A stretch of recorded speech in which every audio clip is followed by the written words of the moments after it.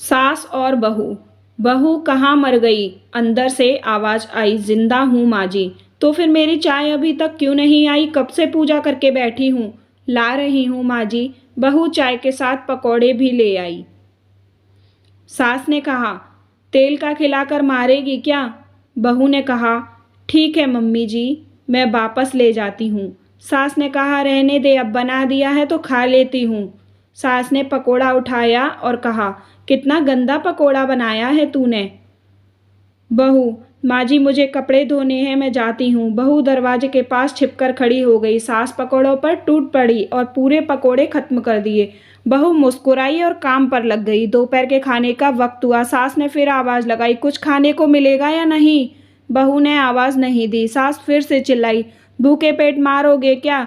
बहू सामने आई और खिचड़ी रख दी। सास ने गुस्से में कहा, ये क्या है? मुझे नहीं खाना, ले जाओ। बहू ने कहा, आपको डॉक्टर ने दिन में खिचड़ी खाने को कहा है, खाना तो पड़ेगा ही। सास मुंह बनाते हुए, हाँ तू मेरी माँ बन जा।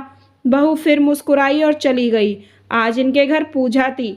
बहू सुबह 4 बजे से उठ गई। पहले नहाया, फिर फूल लेकर आई, माला बना दी, रसोई साफ की, पकवान और भोजन बनाया। सुबह के 10 बज गए। अब सास भी उठ चुकी थी। बहू अब पंडित जी के साथ भगवान के वस्त्र तैयार कर रही थी। आज ऑफिस की छुट्टी थी। उनके पति भी घर पर ही थे। पूजा शुरू हुई। सास चिल्लाती हुई, बहू ये नहीं है, वो नहीं है। बहू दौड़ी दौड़ी आती और सब कुछ करने लगती। अब दोपहर के 3 बज गए थे। आरती की तैयारी चल रही थी। पंडित जी ने सबको आरती के लिए बुलाया और सबके हाथों में थाली दे दी। जैसे ही बहू ने थाली पकड़ी तो थाली हाथों से गिर पड़ी। शायद भोजन बनाते समय बहू के हाथों में तेल लग गया था, जिसे वह पोंछना भूल गई थी। सारे लोग तरह तरह की बातें करने लगे। कैसी बहू है, कुछ नहीं आता, एक आरती की थाली भी संभाल न सकी। उसके पति भी गुस्सा हो गए और सास चुप रही, कुछ नहीं बोली। यह बोलकर छोड़ दिया, सीख रही है, सब सीख जाएगी धीरे धीरे। अब सबको खाना परोसा जाने लगा। बहू दौड़ दौड़ कर खाना देती, फिर पानी लाती। करीब 70-80 लोग हो गए थे। इधर 2 नौकर और बहू अकेली। फिर भी वहाँ सारा काम बहुत ही अच्छे तरीके से चल रहा था। अब उसकी सास और कुछ आस पड़ोस के लोग खाने खाने पर बैठे। बहू ने खाना परोसना शुरू कर दिया। सबको खाना दे दिया। जैसे ही पहला निवाला सास ने खाया, तुमने नमक ठीक नहीं डाला क्या? एक काम ठीक से नहीं करती हो, पता नहीं मेरे बाद ये घर कैसे संभालोगी। आस पड़ोस वालों को तो जानते ही हो ना साहब, बस बहाना ढूंढते हैं नुक्स निकालने का। ऐसा खाना है, ऐसी बहू है, ये वो बातें वगैरह वगैरह। दिन का खाना हो चुका था। अब बहू बर्तन साफ करने नौकरों के साथ लग गई। रात में जगराता का कार्यक्रम रखा गया था। बहू भी 1-2 गीत गाने के लिए जैसे ही स्टेज पर चढ़ी, सास जोर से चिल्लाई, मेरी नाक मत कटा देना, गाना नहीं आता तो मत गा, वापस आ जा। बहू मुस्कुराई और गाना गाने लगी। सबने उसके गाने की तारीफ की, पर सास मुंह फुलाते हुए बोली, इससे अच्छा तो मैं गाती थी। बहू मुस्कुराई और चली गई। अब रात का खाना खिलाया जा रहा था। उसके पति के ऑफिस के दोस्त साइड में ही ड्रिंक करने लगे। उसका पति चिल्लाया, कविता थोड़ी बर्फ लाओ, तो सास चिल्लाती, यहाँ सब्जी नहीं है। फिर चिल्लाया, कोल्ड ड्रिंक नहीं है, पापड़ ले आओ। इधर उधर आखिरी में उसके पति की शराब गिर पड़ी और बोतल टूट गई।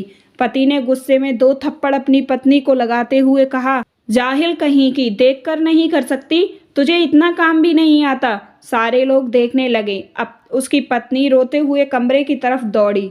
फिर उसके दोस्तों ने कहा, क्या यार, पूरा मूड खराब कर दिया। यहाँ नहीं बुलाया होता, हम कहीं और पार्टी कर लेते।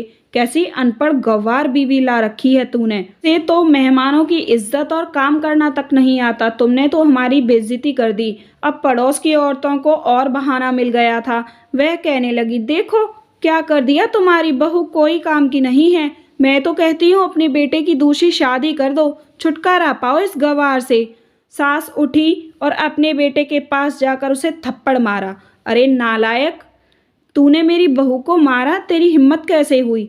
उसके बेटे के दोस्त कुछ कहने ही वाले थे कि उसकी माँ ने घूरते हुए कहा, चुप, बिल्कुल चुप। यहाँ दारू पीने आए हो, जबकि पता है आज पूजा है और तुम्हें पार्टी करनी है। कैसे संस्कार हैं तुम्हारे? और किसने मेरी बहू को जाहिल गवार बोला? जरा इधर आओ, चप्पल से मारूंगी अगर मेरी बहू को किसी ने एक शब्द भी कहा। अरे पापी, तूने उस लड़की को बस इसलिए मारा कि तेरी शराब टूट गई? वो बच्ची सुबह 4 बजे से उठी है, घर का सारा काम कर रही है, ना सुबह से नाश्ता किया, ना दिन का खाना खाया, फिर भी हंसते हुए सबकी बातें सुनते हुए घर के काम में लगी है। यार, दोस्त चुपके से खिसक ली है। अब सास बहू के कमरे में गई और बहू का हाथ पकड़कर बाहर लाई, सबके सामने कहने लगी, किसने कहा था अपनी बहू को घर से निकाल कर दूसरी बहू ले आना? जरा सामने आओ। कोई सामने नहीं आया। फिर सास ने कहा, तुम जानते क्या हो मेरी बहू के बारे में? ये मेरी माँ भी है और मेरी बेटी भी। माँ इसलिए मुझे गलत काम करने पर डांटती है और बेटी इसलिए कभी कभी मेरे दिल की भावनाएं समझ जाती है। मेरी दिन रात सेवा करती है, मेरे 1000 ताने सुनती है, पर एक शब्द भी गलत नहीं कहती, ना मेरे सामने ना पीठ पीछे। और तुम कहते हो दूसरी बहू ले आऊं? याद है ना रंजना अपनी बहू की करतूत?